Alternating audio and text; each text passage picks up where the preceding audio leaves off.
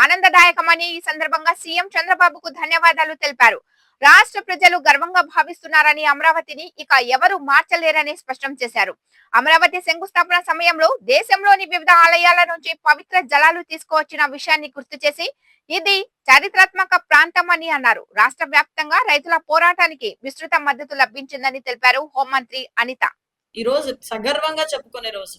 నీకు వీలైతే, నీకు చిత్తశుద్ధి ఉంటే కనీసం ఆంధ్రప్రదేశ్లోని ఎన్నికల్లో పోటీ చేసి మొన్నటి వరకు సీఎంగా ఉన్నావన్న కనీస కమిట్మెంట్ ఉంటే ఈరోజు అమరావతికి మద్దతు తెలుపు.